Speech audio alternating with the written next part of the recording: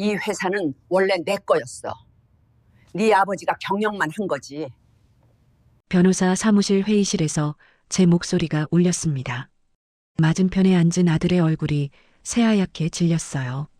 며느리는 고개를 숙였고 둘째는 창밖만 바라봤습니다. 30년 전 낡은 장부가 테이블 위에 펼쳐져 있었어요. 제가 시장에서 번 돈, 친정에서 빌린 3억, 20년간 회사에 넣은 5억. 모든 증거가 거기 있었습니다. 일주일 전만 해도 저는 쫓겨나는 사람이었어요. 새벽에 집을 나설 때 손이 떨렸고 택시 안에서 눈물을 참았습니다. 하지만 지금은 달랐어요. 회의실 끝자리, 대표가 앉는 그 자리에 제가 앉아 있었습니다. 60% 주주, 회사의 진짜 주인으로서요. 45년 동안 사모님으로만 불렸던 제가 이제 선택하는 사람이 됐습니다. 과연 저는 어떤 결정을 내렸을까요? 삶의 깊이를 아는 우리, 그 마음을 어루만질 이야기를 들려드릴게요. 시작하기 전에 구독과 좋아요, 그리고 소중한 댓글은 저에게 큰 힘이 됩니다. 장례식장의 아침은 언제나 비슷합니다. 하얀 국화꽃 향기가 코를 찌르고 검은 옷을 입은 사람들이 말없이 고개를 숙이고 어디선가 낮게 흐느끼는 소리가 들렸죠. 저는 그 한가운데 서 있었습니다. 남편의 영정사진 옆에요. 어머님, 진지 좀 드세요. 며느리 수연이가 작은 쟁반을 들고 다가왔습니다. 쟁반 위에는 미역국 한 그릇과 흰밥이 놓여 있었어요. 수연이는 제 옆에 바짝 붙어 앉더니 숟가락을 제 손에 쥐어주었습니다. 어머님, 아무것도 안 드시면 쓰러지세요. 한 숟가락만이라도요. 저는 고개를 끄덕였습니다. 수연이의 손길은 참 부드러웠어요. 지난 사흘 내내 그랬죠. 물을 가져다 주고 제 어깨를 주물러 주고 제가 화장실에 갈 때마다 팔짱을 끼고 함께 걸었습니다. 마치 제가 당장이라도 쓰러질 것처럼요. 하지만 저는 쓰러지지 않았습니다. 울지도 않았어요. 울어야 할 것 같은데 눈물이 나오지 않았습니다. 그저 멍하니 조문객들을 맞이하고 절을 받고 고맙다는 말을 되풀이했죠. 사모님, 많이 힘드시죠? 사모님, 고인을 잘 모셨습니다. 사모님, 건강 챙기셔야 합니다. 모든 사람이 저를 그렇게 불렀습니다. 사모님, 누군가의 아내라는 뜻이죠. 저는 문득 궁금해졌습니다. 이 많은 사람 중에 제 이름을 아는 사람이 있을까요? 제 이름을 부르는 사람이 단 한 명이라도 있을까요? 없었습니다. 오전 10시쯤 남편 회사의 임원들이 함께 왔습니다. 15명쯤 되는 사람들이 줄지어 절을 올렸어요. 그들은 저를 보며 고개를 숙였지만 정작 그들의 시선은 제 뒤에 서 있는 큰아들 민수를 향하고 있었습니다. 사모님, 고인께서 훌륭한 분이셨습니다. 회사는 잘 돌아가고 있으니 걱정 마십시오. 그들은 그렇게 말했지만 그 말은 저를 향한 게 아니었어요. 민수를 향한 말이었죠. 민수는 그들과 악수를 나누며 무언가 이야기를 주고받았습니다. 저는 그 모습을 보며 이상한 기분이 들었어요. 마치 제가 이미 끝난 사람처럼 느껴졌습니다. 점심때가 지나자 조문객이 줄어들었습니다. 장례식장은 조금 조용해졌어요. 저는 남편의 영정 사진을 물끄러미 바라봤습니다. 사진 속 남편은 환하게 웃고 있었어요. 언제 찍은 사진인지도 기억나지 않았습니다. 문득 옛날 기억이 떠올랐습니다. 결혼한 지 5년쯤 지났을 때였어요. 남편은 작은 무역회사를 운영하고 있었고 저는 시장에서 작은 반찬 가게를 했습니다. 아침 5시에 일어나 김치를 담그고 나물을 무치고 장아찌를 만들었죠. 손님들은 제 반찬을 좋아했습니다. 장사가 잘 됐어요. 어느 날 남편이 조심스럽게 말했습니다. 여보, 당신이 돈 버는 건 비밀로 하면 안 될까? 저는 고개를 들어 남편을 봤어요. 왜요? 회사 사람들이나 거래처 사람들한테 알려지면 좀 그럴 것 같아서. 남편은 말끝을 흐렸습니다. 저는 무슨 말인지 알았어요. 남편은 사업가로 보이고 싶었던 거죠. 아내가 시장에서 반찬을 팔아 생계를 잇는다는 사실이 부끄러웠던 겁니다. 저는 그냥 웃었습니다. 알았어요. 비밀로 해요. 그때부터였어요. 저는 앞에 나서지 않았습니다. 회사 사람들을 만날 때도, 거래처 사람들과 식사할 때도 저는 항상 뒤에 서 있었죠. 말없이 미소만 지었습니다. 사모님이라는 이름으로요. 오후 4시쯤 수연이가 다시 제 옆에 앉았습니다. 어머님, 물 좀 드세요. 수연이는 제 손에 종이컵을 쥐어주었어요. 저는 물을 마시며 수연이를 슬쩍 봤습니다. 수연이는 웃고 있었지만 그 눈빛은 차가웠어요. 마치 저를 관찰하는 것 같았습니다. 어머님, 많이 지치셨죠? 괜찮아요. 아니에요. 분명히 힘드실 거예요. 사흘 내내 한숨도 못 주무셨잖아요. 수연이는 제 손을 꼭 잡았습니다. 그 손길이 따뜻했지만 저는 왠지 불편했어요. 어머님, 이제 곧 끝나요. 조금만 더 힘내세요. 수연이는 그렇게 말하고는 다시 일어났습니다. 저는 수연이의 뒷모습을 보며 생각했어요. 끝나다니 무엇이 끝난다는 걸까요? 저녁 7시가 되자 마지막 조문객들이 떠났습니다. 장례식장은 이제 정말 조용해졌어요. 가족들만 남았습니다. 큰아들 민수, 둘째 민호, 며느리 수연, 그리고 저. 막내 민재는 오지 않았어요. 3년 전부터 연락이 끊겼거든요. 민수가 영정사진 앞에서 술을 따랐습니다. 민호도 함께 절을 올렸죠. 수연이는 제 옆에 서서 제 어깨를 살짝 감쌌습니다. 어머님, 내일이면 발인이에요. 오늘은 좀 쉬세요. 저는 고개를 끄덕였습니다. 수연이는 제 팔을 잡고 조용히 장례식장 한쪽에 마련된 방으로 안내했어요. 방에는 간이 침대가 놓여 있었습니다. 여기서 주무세요. 제가 옆방에 있을게요. 수연이가 나가고 혼자 남았습니다. 저는 침대에 앉아 창밖을 봤어요. 어둠이 내려앉은 하늘이 보였습니다. 별은 하나도 보이지 않았어요. 그때 문득 생각했습니다. 이 장례식이 끝나면 저는 어디로 가야 할까요? 집으로 돌아가겠죠. 그 넓은 집에서 혼자 살겠죠. 아들들은 가끔 전화하겠죠. 명절 때 얼굴 보러 오겠죠.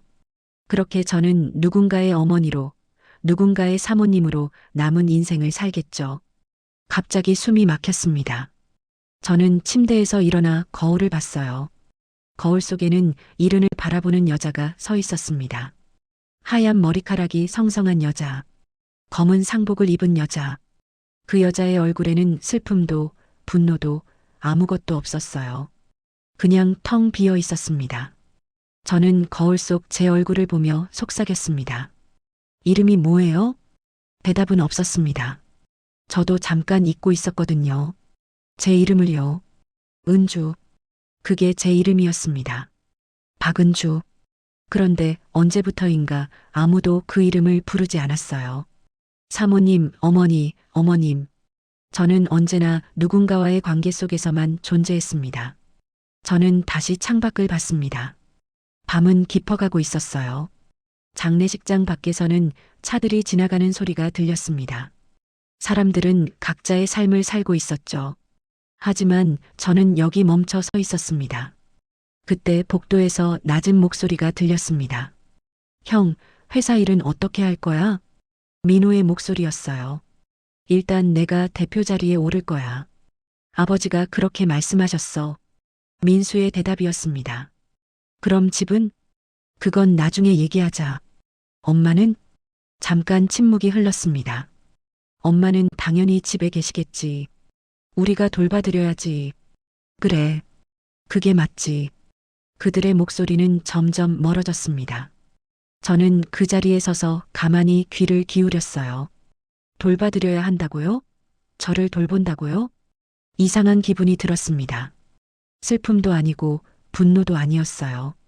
그냥 텅 빈 느낌이었습니다. 마치 제가 이미 존재하지 않는 사람처럼요. 저는 다시 침대에 앉았습니다. 창밖을 보며 생각했어요. 이 장례식은 남편의 장례식이 아니라 어쩌면 저의 장례식인지도 모르겠다고요. 은주라는 사람의 마지막 장례식이요. 하지만 그 순간 이상한 예감이 들었습니다. 아니, 어쩌면 이건 끝이 아니라 시작일지도 모른다고요. 무언가가 바뀔 거라는 예감이었습니다. 저는 가만히 주먹을 쥐었습니다. 손바닥에 손톱이 박히는 느낌이 들었어요. 아팠지만 그 아픔이 오히려 생생했습니다. 저는 아직 살아 있었습니다. 발의는 다음 날 오전 10시에 시작됐습니다. 연구차가 출발하고 우리는 화장터로 향했어요. 모든 절차는 빠르게 진행됐습니다. 남편의 몸이 불에 타는 동안 저는 대기실 의자에 앉아 있었죠. 민수와 민호는 창밖을 보고 있었고 수연이는 제 옆에 앉아 제 손을 잡고 있었어요. 어머님, 힘내세요. 수연이의 목소리는 여전히 부드러웠습니다. 하지만 그 손을 잡고 있자니 묘하게 답답했어요. 저는 슬쩍 손을 빼냈습니다. 화장실 좀 다녀올게. 제가 같이 갈까요? 아니, 괜찮아. 저는 일어나 화장실로 갔습니다. 거울 앞에 서서 찬물로 얼굴을 씻었어요. 거울 속 제 얼굴은 여전히 무표정했습니다. 울어야 할 것 같은데 여전히 눈물이 나오지 않았어요. 오후 3시쯤 우리는 집으로 돌아왔습니다.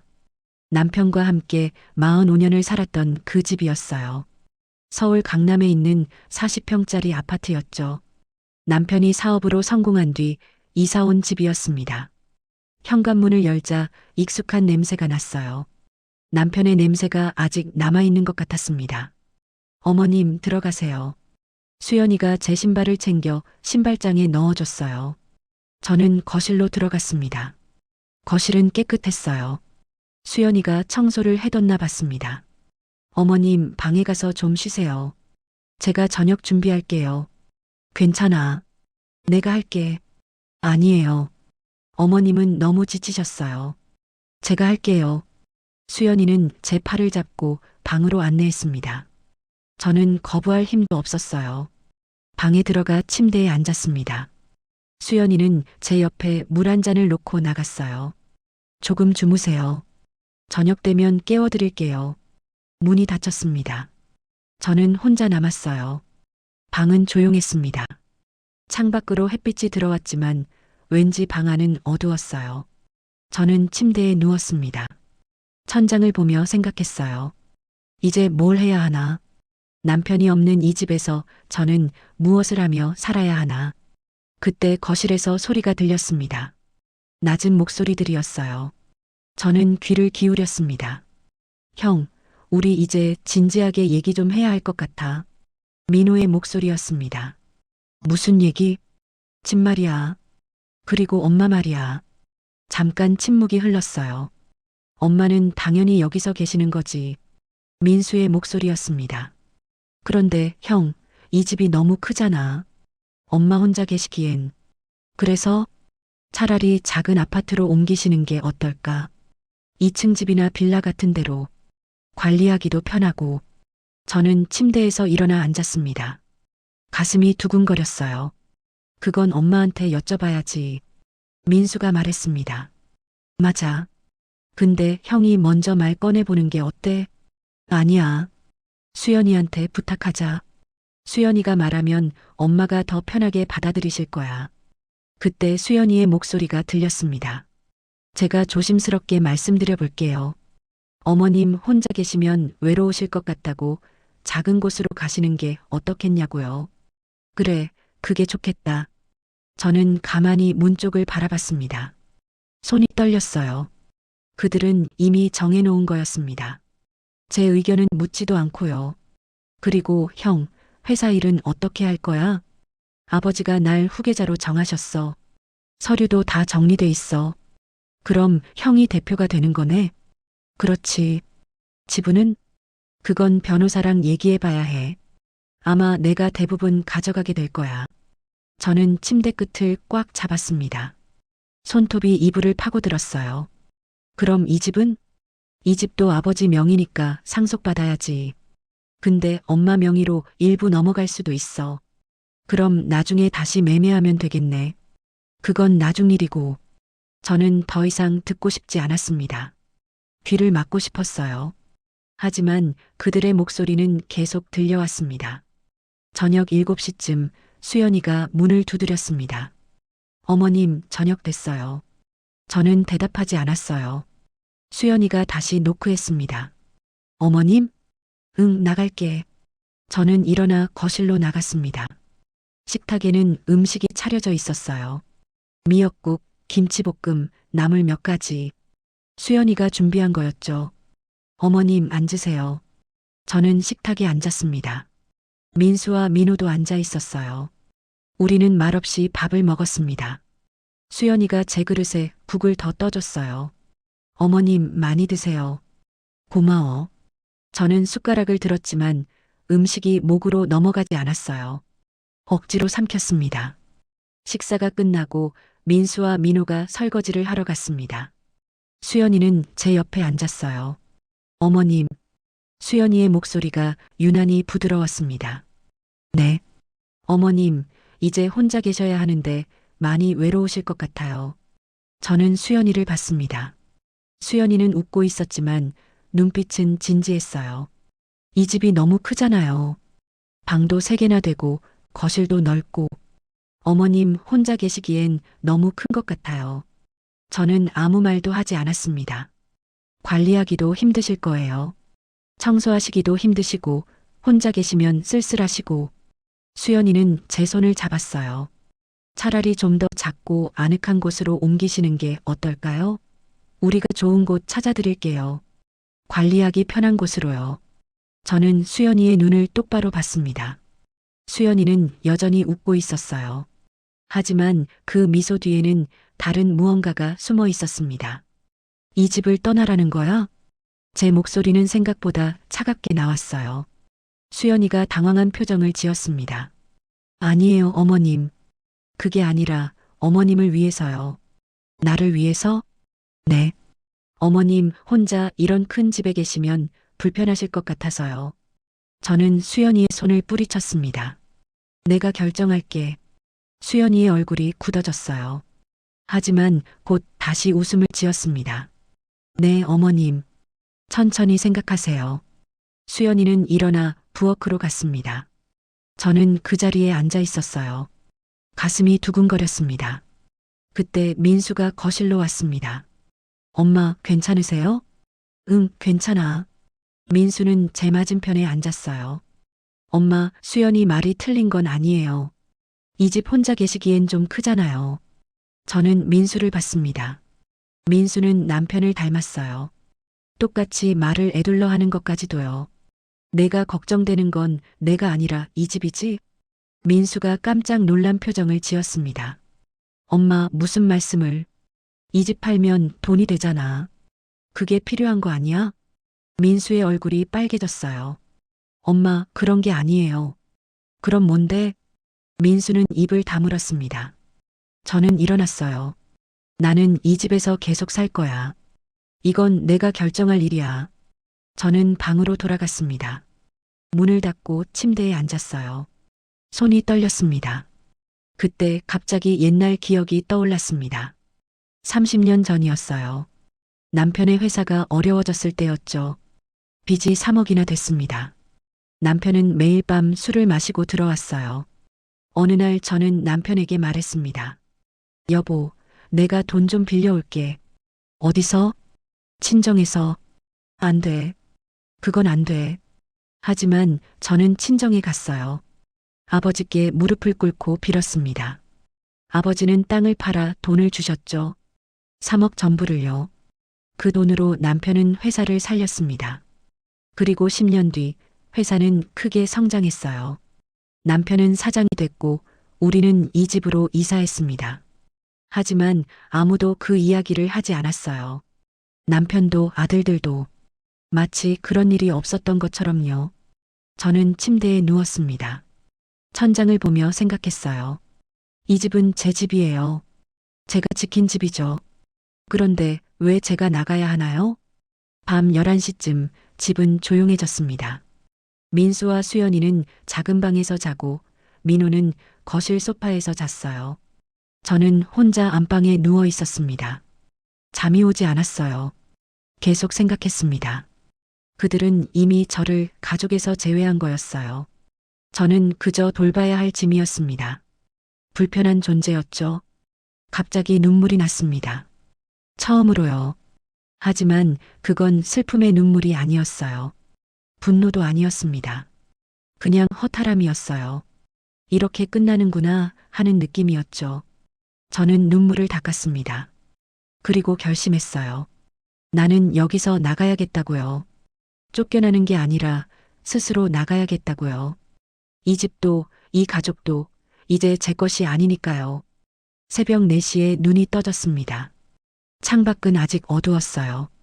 겨울 새벽 특유의 고요함이 집안을 감싸고 있었습니다.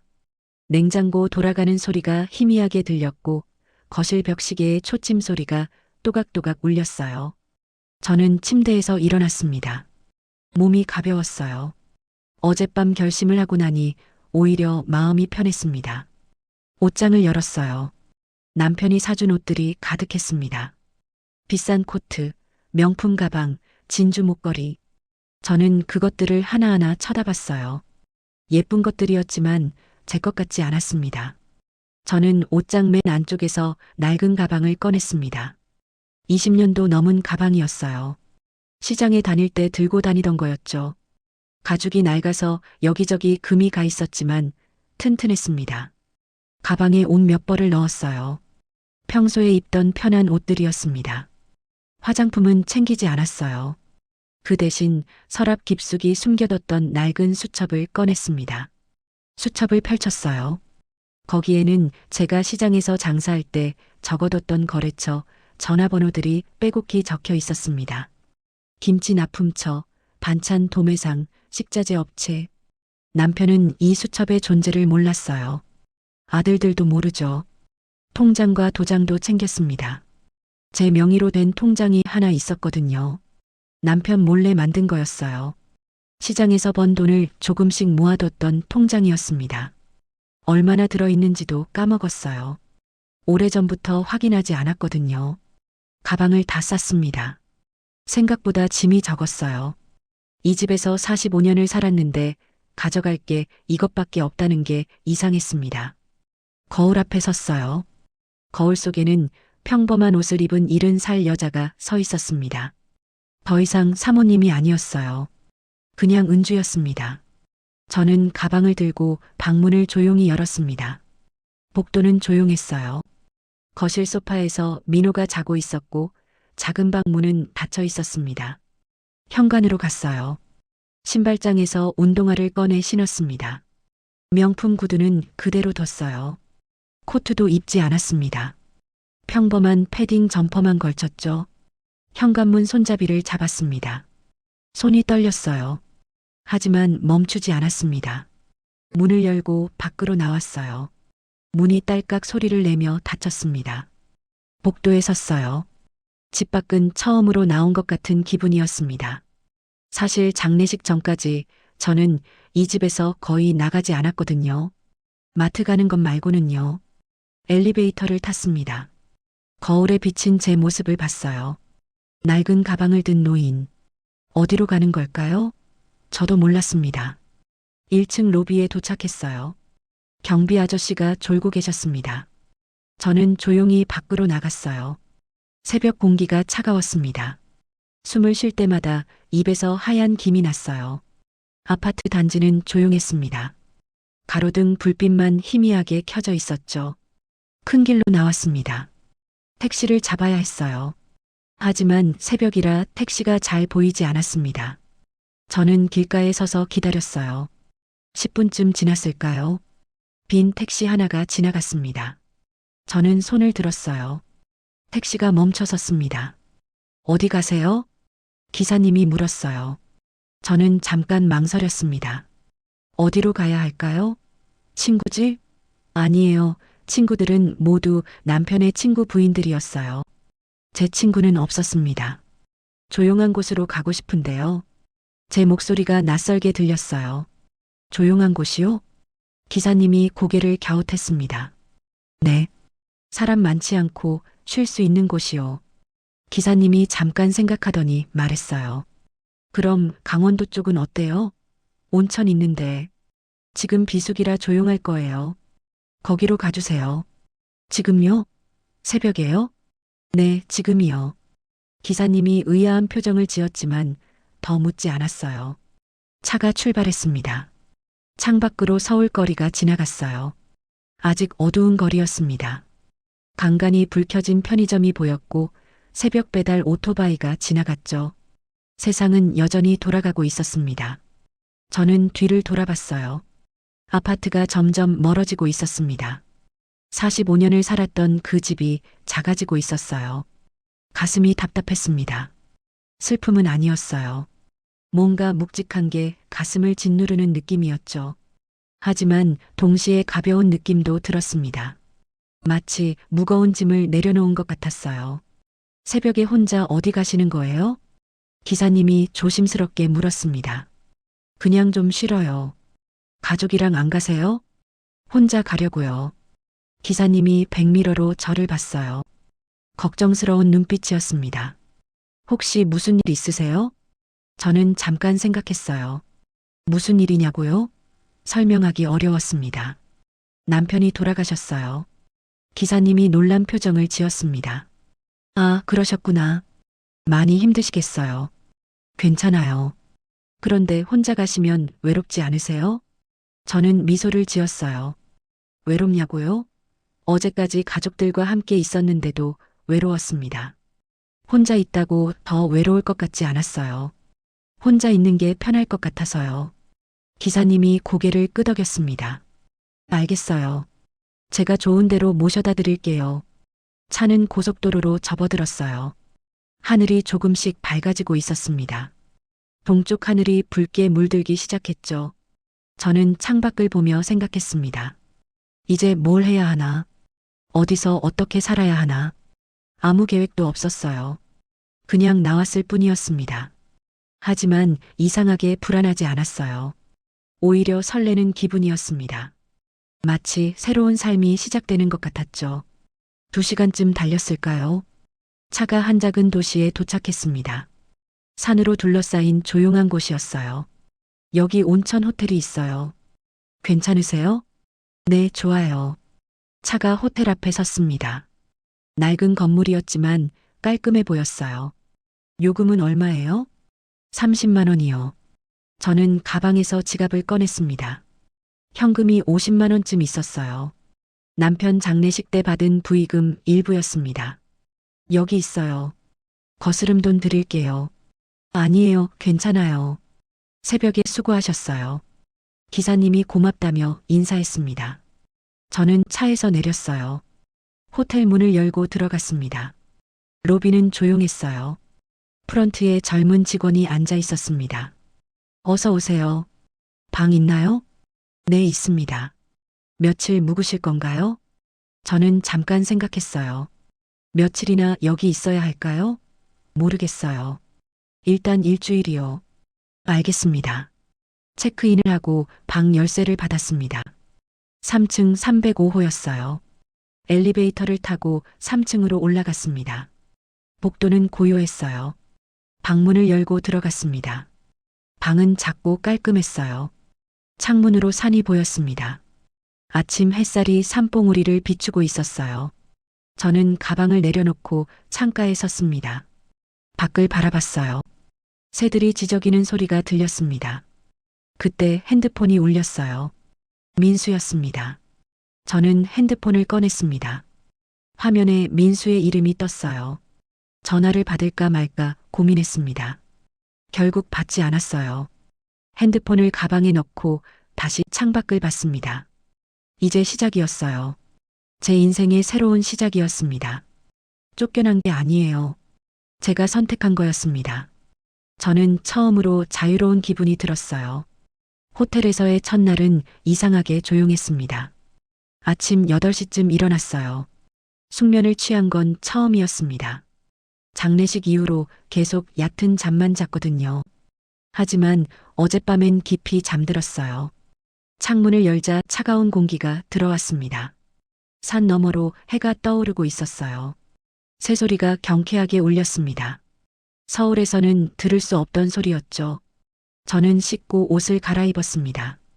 거울을 보니 얼굴이 좀 나아 보였어요. 어제보다 덜 지쳐 보였습니다. 호텔 식당에서 아침을 먹었어요. 된장찌개와 구운 생선, 나물 반찬들이었습니다. 간단했지만 맛있었어요. 저는 천천히 밥을 먹으며 창밖을 봤습니다. 아무 생각도 들지 않았어요. 그냥 편안했습니다. 식사를 마치고 방으로 돌아왔어요. 핸드폰을 꺼냈습니다. 부재중 전화가 25통이었어요. 민수가 15통, 민호가 7통, 수연이가 3통, 문자 메시지도 수십 개였습니다. 민수의 문자를 열었어요. 엄마, 어디 가셨어요? 연락 좀 주세요. 엄마, 걱정돼요. 어디 계세요? 엄마, 제발 전화 좀 받으세요. 점점 다급해지는 톤이었습니다. 저는 문자를 읽으며 묘한 기분이 들었어요. 걱정한다고 했지만 정말 저를 걱정하는 걸까요? 아니면 제가 없으면 불편해서 그런 걸까요? 수연이의 문자도 있었습니다. 어머님, 몸은 괜찮으세요? 어디 계신지 알려주세요. 저는 문자를 읽고 핸드폰을 내려놨어요. 답장하고 싶지 않았습니다. 대신 낡은 수첩을 꺼냈습니다. 페이지를 넘기며 하나하나 전화번호를 확인했어요. 20년 전, 30년 전 번호들이었습니다. 아직 유효한 번호가 있을까요? 한 번호가 눈에 들어왔어요. 정미경. 제가 시장에서 김치를 납품하던 식당 사장님이었습니다. 30년 전 번호였죠. 저는 전화를 걸었습니다. 신호음이 울렸어요. 한 번, 두 번, 세 번. 여보세요? 여자 목소리가 들렸습니다. 나이 든 목소리였어요. 혹시 미경 씨세요? 네, 그런데요. 저 은주예요. 박은주. 잠깐 침묵이 흘렀습니다. 은주? 은주 언니? 목소리가 놀라움으로 가득했어요. 맞아요, 나예요. 세상에, 언니 맞아요? 몇 년 만이에요? 30년쯤 됐나 봐요. 언니, 그동안 어떻게 지내셨어요? 갑자기 연락이 끊겨서 얼마나 찾았는지 몰라요. 미경의 목소리에서 반가움이 느껴졌습니다. 저는 가슴이 따뜻해지는 걸 느꼈어요. 미안해요. 사정이 좀 복잡했어요. 무슨 일 있으셨어요? 아니, 괜찮아요. 그보다 미경 씨는 잘 지냈어요? 저요? 뭐, 그럭저럭 살았죠. 식당은 10년 전에 접었어요. 지금은 작은 반찬 가게 하고 있어요. 그래요? 네. 언니 생각 많이 했어요. 언니 김치가 최고였는데. 저는 미소를 지었습니다. 누군가 제 이름을 부르고 제가 했던 일을 기억해 주는 게 이렇게 좋은 줄 몰랐어요. 미경 씨, 혹시 시간 있으면 만날 수 있을까요? 그럼요. 언제 만날까요? 내일은 어때요? 좋아요. 어디서 만날까요? 내가 지금 강원도에 있어요. 서울로 올라갈게요. 언니가 강원도예요? 무슨 일로요? 나중에 만나서 얘기할게요. 우리는 다음 날 오후 2시에 만나기로 약속했습니다. 미경의 반찬 가게에서요. 전화를 끊고 창밖을 봤어요. 가슴이 두근거렸습니다. 30년 만에 옛 친구를 만난다는 게 설렜어요. 그날 오후 저는 호텔 로비에 내려가 은행을 찾았습니다. 제 통장이 얼마나 있는지 확인하고 싶었거든요. 은행 창구에 앉았어요. 직원에게 통장을 건넸습니다. 잔액 조회 부탁해요. 직원이 통장을 확인하더니 깜짝 놀란 표정을 지었어요. 고객님, 잔액이 상당하신데요. 얼마나요? 7억 3천만 원이십니다. 저도 깜짝 놀랐습니다. 7억이요? 제가 모은 돈이 그렇게 많았나요? 정말요? 네, 확실합니다. 30년 동안 이자가 계속 붙었네요. 저는 통장을 받아들었어요. 손이 떨렸습니다. 7억. 이 돈이면 제가 혼자 살기에 충분했어요. 아니, 넉넉했습니다.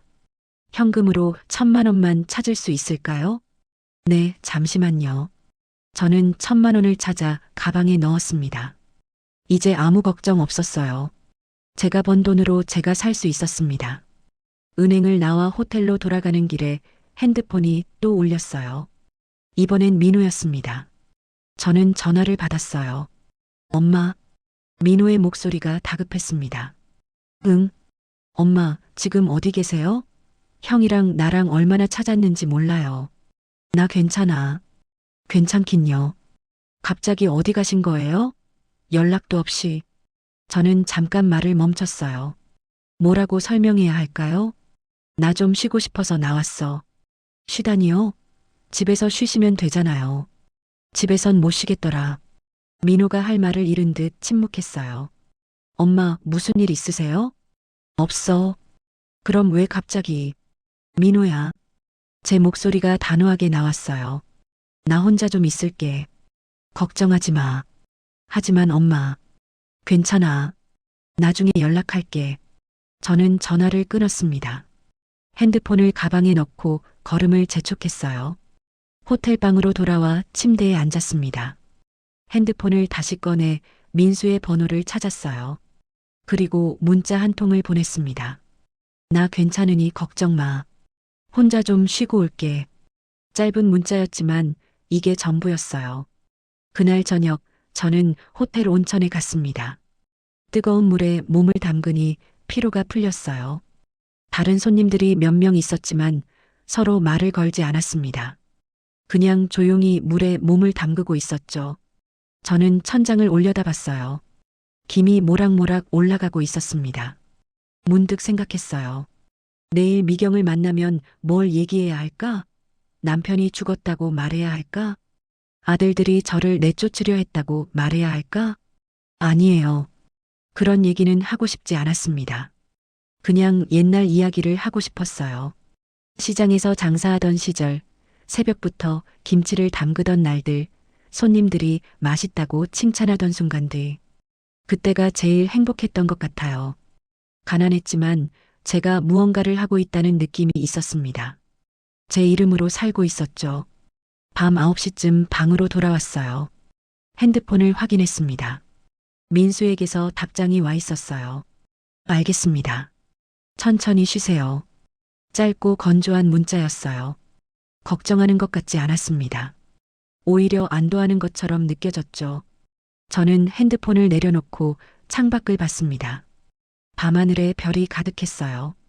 서울에선 볼 수 없던 별들이었습니다. 그때 문득 깨달았어요. 제가 없어도 그들은 괜찮다는 걸요. 어쩌면 제가 없는 게 더 편할지도 모르겠어요. 집 문제도 재산 문제도 모든 게 더 쉽게 정리될 테니까요. 하지만 이상하게 속상하지 않았습니다. 오히려 후련했어요. 이제 저도 제 삶을 살 수 있겠다는 생각이 들었습니다. 저는 수첩을 다시 꺼냈어요. 다른 번호들도 하나씩 확인했습니다. 반찬 도매상, 식자재 업체, 김치 공장. 내일 미경을 만나고 나면 이 사람들에게도 연락해 봐야겠어요. 30년 전 제가 했던 일들, 제가 쌓아온 관계들이 아직 남아있을지도 모르니까요. 그게 제 진짜 자산이었어요. 돈보다 더 소중한 거였습니다. 저는 수첩을 덮고 침대에 누웠습니다. 내일이 기다려졌어요. 30년 만에 제 이름으로 누군가를 만나는 날이었으니까요. 다음 날 오전 9시에 호텔을 나섰습니다. 서울까지는 3시간 거리였어요. 택시를 타고 출발했습니다. 창밖 풍경이 빠르게 지나갔어요. 산이 사라지고 건물이 늘어나고 서울이 가까워졌습니다. 미경의 가게는 마포구에 있었어요. 작은 골목 안쪽에 자리한 반찬 가게였습니다. 오후 2시 정각에 도착했어요. 가게 앞에 섰습니다. 유리문 너머로 반찬들이 진열돼 있었어요. 김치, 나물, 장아찌, 정갈하게 담겨 있었습니다. 문을 열고 들어갔어요. 종이 딸랑 소리를 냈습니다. 어서 오세요. 카운터 뒤에서 여자가 고개를 들었어요. 미경이었습니다. 머리가 하얗게 센 미경이었죠. 하지만 눈은 여전히 반짝였어요. 언니, 미경이 눈을 크게 떴습니다. 카운터를 박차고 나와 제게 달려왔어요. 언니, 진짜 언니네요. 미경이 제 손을 꽉 잡았습니다. 따뜻한 손이었어요. 그래, 나야. 세상에, 언니 하나도 안 늙으셨어요. 무슨 소리야? 나도 늙었어. 우리는 서로를 보며 웃었습니다. 30년이라는 시간이 한순간에 사라지는 것 같았어요. 언니 앉아요. 차 끓여줄게요. 미경이 가게 안쪽 작은 테이블로 안내했습니다. 우리는 마주 앉았어요. 미경이 보리차를 따라줬습니다. 언니, 그동안 어떻게 지냈어요? 저는 잠깐 말을 멈췄어요. 뭐라고 설명해야 할까요? 응, 그냥 살았어. 남편 뒷바라지하고 애들 키우고. 남편분은 잘 계세요? 돌아가셨어. 일주일 전에. 미경의 얼굴이 굳어졌습니다. 언니 그랬어요? 몰랐어요. 정말 죄송해요. 괜찮아. 오래 아프셨거든. 미경이 제 손을 다시 잡았어요. 많이 힘드셨겠어요. 응. 저는 고개를 끄덕였습니다. 하지만 이상하게 눈물이 나지 않았어요. 슬픔보다는 담담함이 느껴졌습니다. 애들은 잘 있어요? 응, 다 컸어. 큰애는 45, 둘째는 43. 아이고, 벌써 그렇게 컸어요? 우리는 한참 동안 이야기를 나눴어요. 미경은 남편이 15년 전에 병으로 세상을 떠났다고 했습니다. 혼자서 가게를 운영하며 살고 있다고 했죠. 언니, 그런데 갑자기 왜 연락했어요? 미경이 조심스럽게 물었습니다. 저는 잠깐 망설였어요. 그러다 천천히 말했습니다. 미경아, 나 집 나왔어. 예. 장례식 끝나고 집 나왔어. 미경이 놀란 눈으로 저를 봤어요. 왜요? 무슨 일 있었어요? 저는 지난 일주일의 일들을 이야기했습니다. 장례식장에서의 일, 며느리의 말, 아들들의 대화, 그리고 제가 새벽에 집을 나온 일까지요. 미경은 말없이 들었어요. 가끔 고개를 끄덕이며 듣더니 제 이야기가 끝나자 한숨을 쉬었습니다. 언니 잘했어요. 뭐가? 나온 거요. 그런 집에 있으면 언니 마음만 아프잖아요. 저는 미경을 봤습니다. 미경은 진지한 표정이었어요. 언니, 이제 언니 인생 사세요. 애들 눈치 보지 말고. 하지만 나 어디서 뭐라고 살지 모르겠어.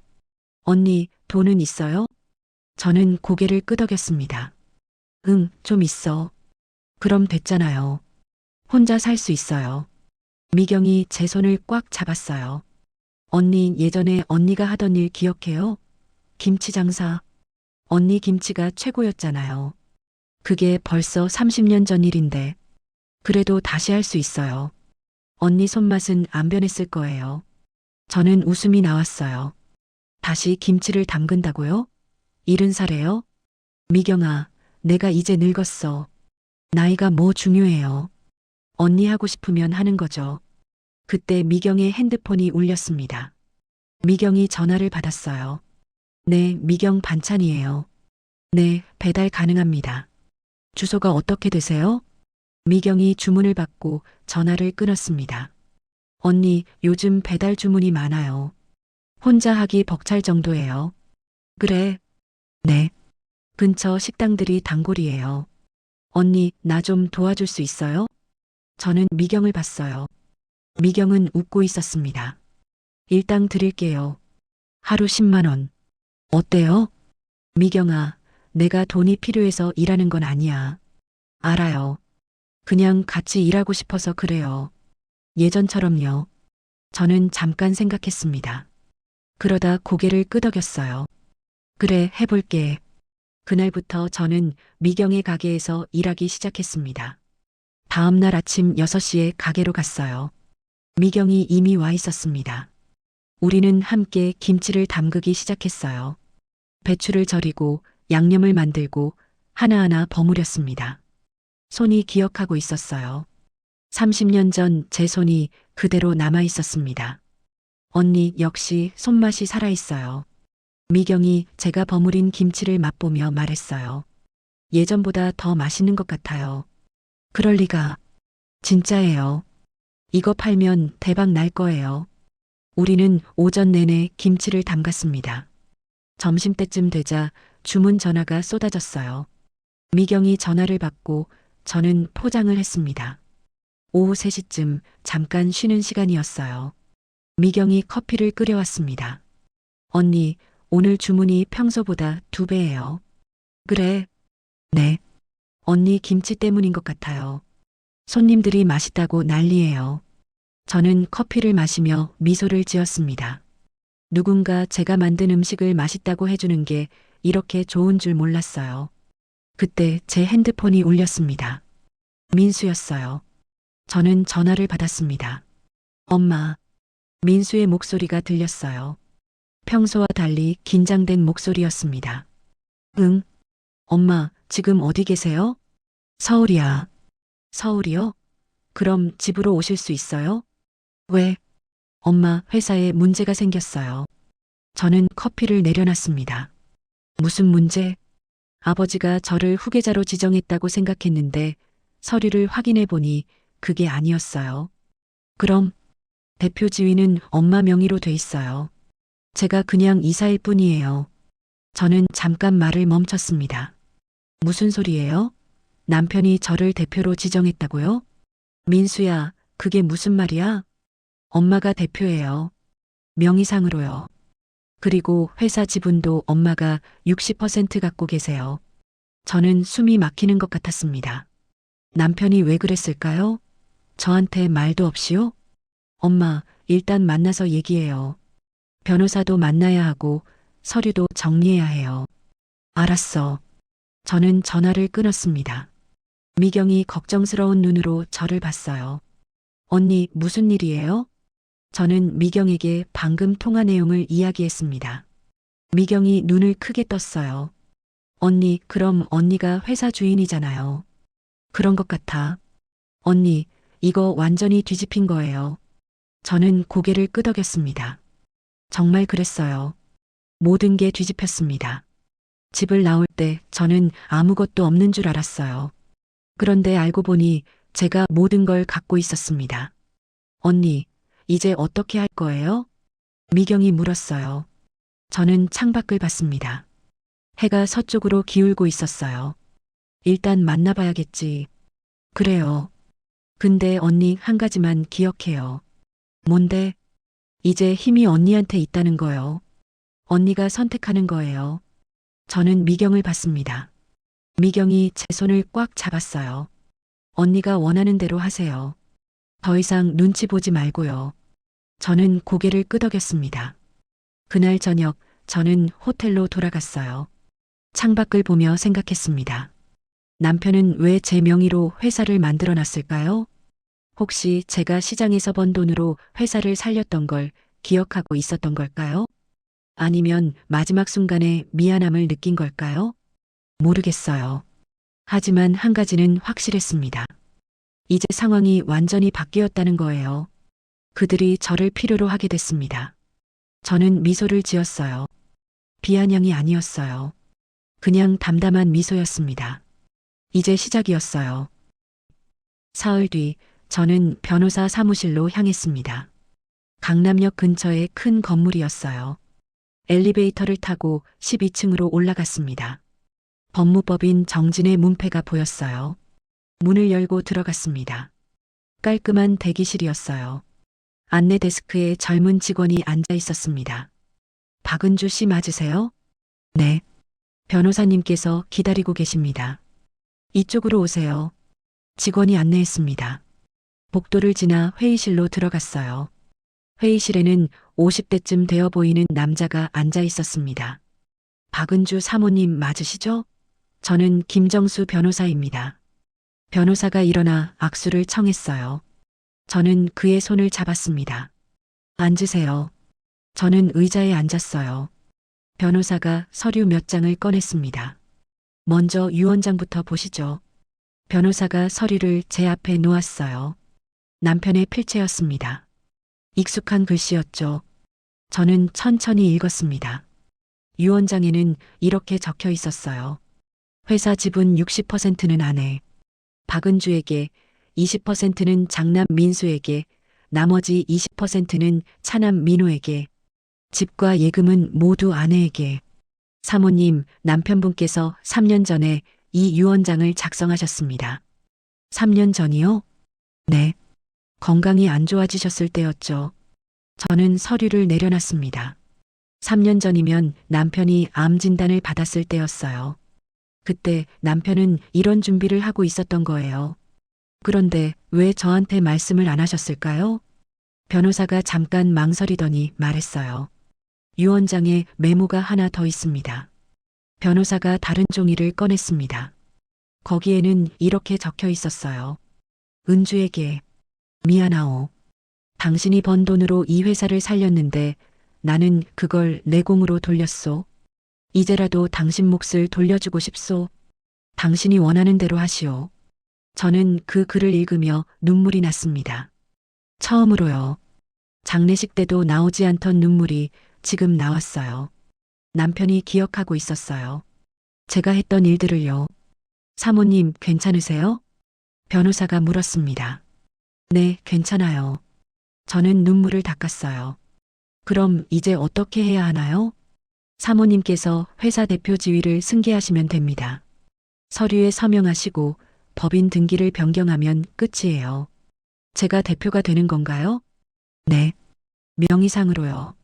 실제 경영은 아드님들께서 하시면 되고요. 저는 잠깐 생각했습니다. 명의상 대표? 그게 무슨 의미일까요? 변호사님, 제가 명의상 대표면 권한이 있나요? 물론입니다.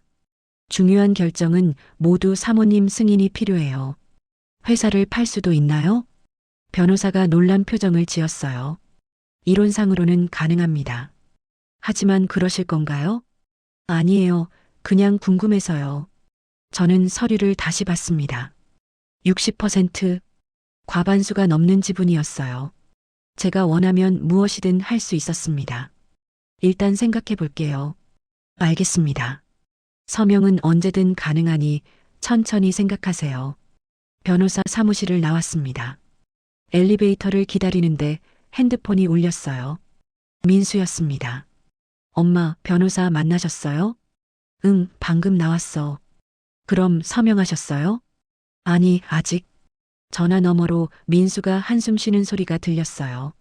엄마, 빨리 서명하셔야 해요. 회사 일이 밀려 있어요. 민수야, 급한 건 아니지? 급하죠.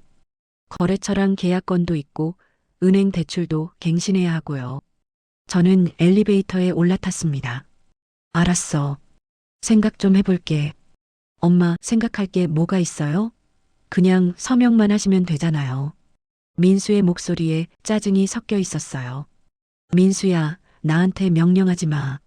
명령이 아니라 부탁이에요. 알았어. 나중에 연락할게.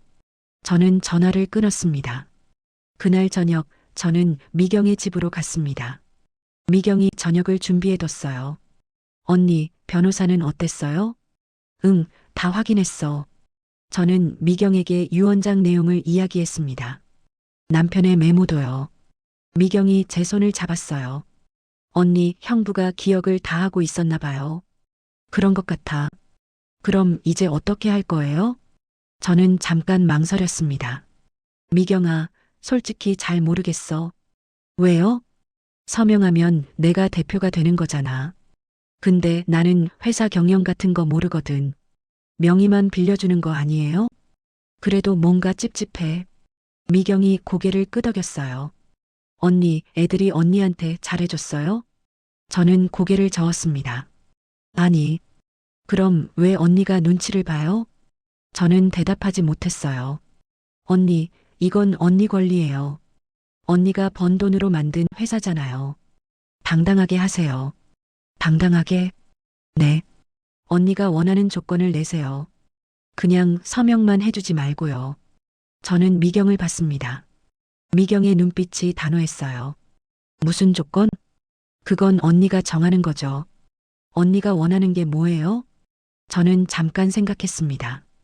제가 원하는 게 뭘까요? 나는 그냥 평범하게 살고 싶어. 그럼 그렇게 하세요. 애들한테 언니를 내버려 두라고 하세요. 그게 가능할까?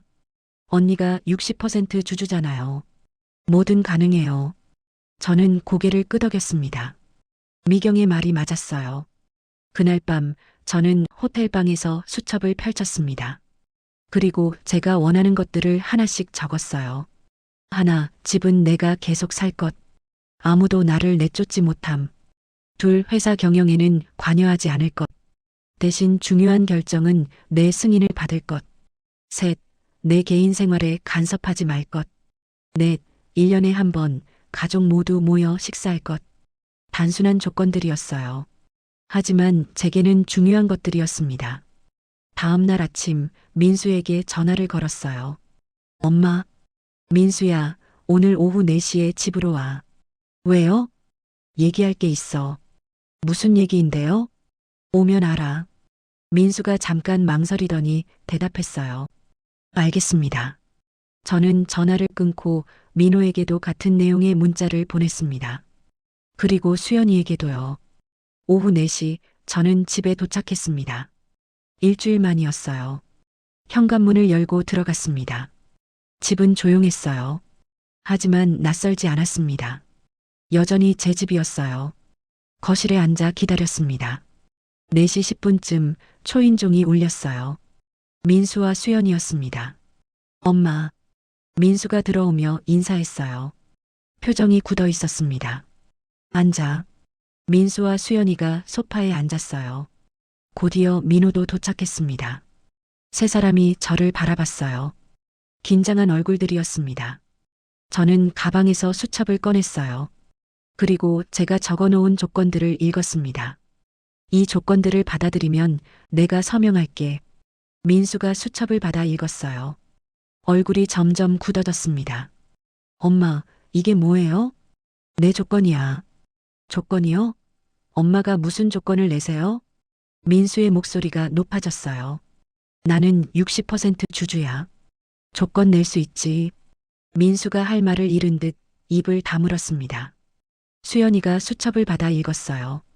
어머님, 이 조건들은 당연한 거 아닌가요? 저희가 어머님을 내쫓을 리 없잖아요. 수연이가 웃으며 말했어요. 하지만 그 미소는 진짜가 아니었습니다. 그래. 그럼 종이에 적어서 서명해줘. 예. 조건 받아들인다고 서명해. 그럼 나도 서명할게. 민수와 수연이가 서로를 봤어요.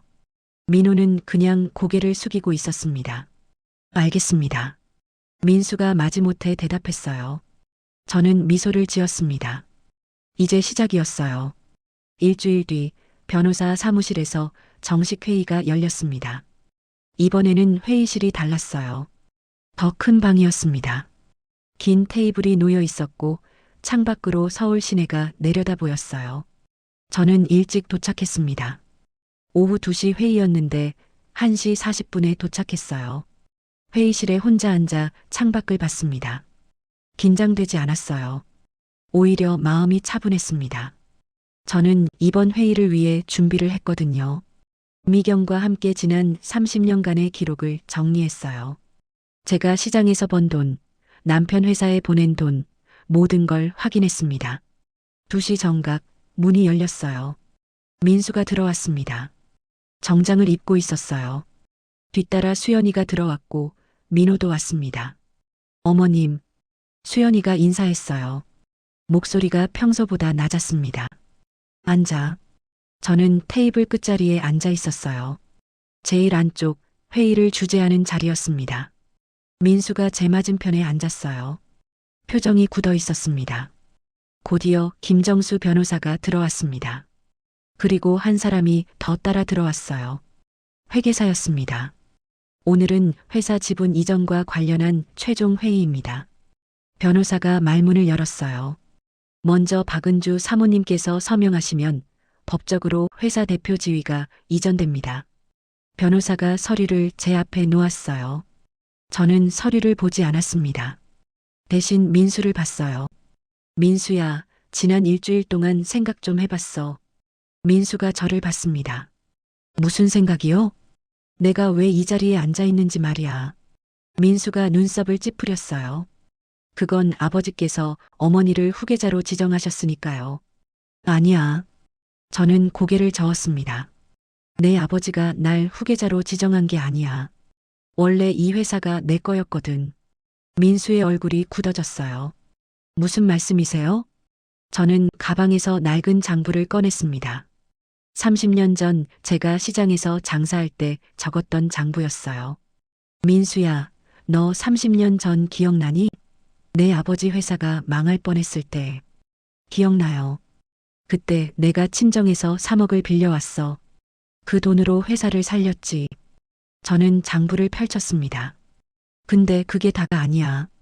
그 전부터 나는 시장에서 번 돈을 회사에 계속 보냈어.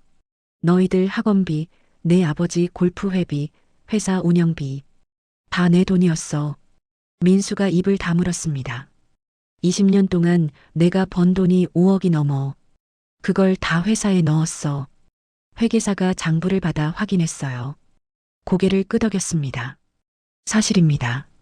제가 회사 장부를 확인해 봤는데 초기 자본금 대부분이 사모님 명의였습니다. 민수의 얼굴이 창백해졌어요. 그러니까 이 회사는 원래 내 거였어. 내 아버지가 경영만 한 거지. 그럼 왜 진작 말씀 안 하셨어요?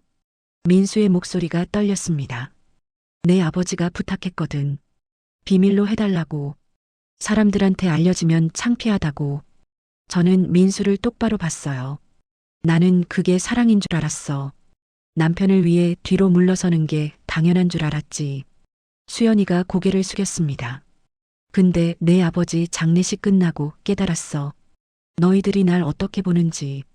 어머니. 수연이가 조심스럽게 입을 열었어요. 저희가 잘못했어요. 진심으로 사과드려요. 사과는 필요 없어. 저는 차갑게 말했습니다. 나는 그냥 내 몫을 찾으려는 거야. 민수가 주먹을 쥐었어요. 그럼 어머니는 뭘 원하세요? 회사를 가져가시겠다는 거예요? 아니. 저는 고개를 저었습니다. 나는 회사에 관심 없어. 너희들이 경영해. 민수가 의아한 표정을 지었어요. 그럼요. 대신 조건이 있어. 저는 가방에서 서류 한 장을 꺼냈습니다. 첫째, 이 집은 내 명의로 완전히 이전할 것. 둘째, 내 개인 계좌로 매달 500만 원씩 생활비를 보낼 것. 셋째, 회사의 중요한 결정은 내 승인을 받을 것. 넷째, 내 사생활에 간섭하지 말 것. 민수가 서류를 받아 읽었어요. 입술을 깨물었습니다. 이건 너무한 거 아닙니까? 너무해. 저는 민수를 봤습니다. 너희들이 날 집에서 내쫓으려던 건 너무한 게 아니고. 민수가 할 말을 잃었어요. 나는 45년 동안 너희 아버지 뒤에 서 있었어. 아무 말도 안 하고 웃기만 했지. 그게 아내의 역할인 줄 알았거든. 저는 일어났습니다. 근데 이제 알았어. 내가 존중받으려면 내가 먼저 나를 존중해야 한다는 걸. 방안이 조용해졌어요. 아무도 말하지 않았습니다. 이 조건을 받아들이지 않으면 나는 서명 안 해. 그럼 너희들은 회사를 경영할 수 없어. 선택해. 민수가 수연이를 봤어요. 수연이는 고개를 숙이고 있었습니다. 민호는 창밖만 보고 있었어요. 알겠습니다. 민수가 마지못해 말했습니다. 조건 받아들이겠습니다. 종이에 적어서 서명해. 변호사가 조건 합의서를 작성했어요. 민수가 서명했습니다. 수연이도 증인으로 서명했어요. 저는 그제야 대표 이전 서류에 서명했습니다. 이제 됐어. 저는 서류를 변호사에게 건넸어요. 앞으로 회사 경영은 너희들이 해. 나는 관여하지 않을게. 대신 내 조건을 어기면 그땐 다르게 나올 거야. 민수가 고개를 끄덕였습니다. 표정이 복잡했어요. 회의가 끝났습니다. 모두 일어섰어요. 저는 민호를 봤습니다. 민호가 회의 내내 한마디도 하지 않았거든요. 민호야. 네, 엄마. 너는 괜찮니? 민호가 잠깐 망설이더니 고개를 끄덕였어요. 네, 괜찮아요. 엄마가 하고 싶은 대로 하세요. 저는 민호의 어깨를 가볍게 두드렸습니다. 회의실을 나서는데 수연이가 따라왔어요. 어머님. 응? 정말 죄송해요. 제가 잘못 생각했어요. 수연이의 목소리가 떨렸습니다. 괜찮아. 너도 살려고 그랬을 거야. 어머님. 수연아, 나한테 사과하지 마. 그냥 앞으로 날 한 사람으로 대해줘. 며느리로서가 아니라. 수연이가 눈물을 글썽였어요. 네, 그럴게요. 저는 엘리베이터를 탔습니다. 혼자요. 1층 로비로 내려가는 동안 거울에 비친 제 모습을 봤어요. 단정한 옷을 입은 70살 여자. 하지만 표정이 달랐어요. 당당했습니다. 엘리베이터 문이 열렸어요. 밖으로 나갔습니다. 햇살이 따뜻했어요. 저는 하늘을 올려다봤습니다.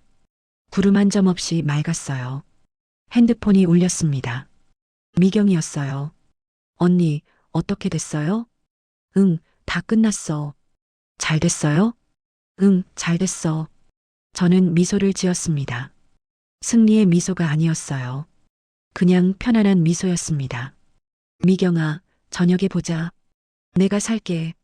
좋아요, 언니. 전화를 끊고 걸음을 옮겼어요. 이제 시작이었습니다. 제 인생의 진짜 시작이요. 3개월이 지났습니다. 집은 많이 달라졌어요. 민수와 수연이가 가져갔던 물건들은 돌아오지 않았습니다.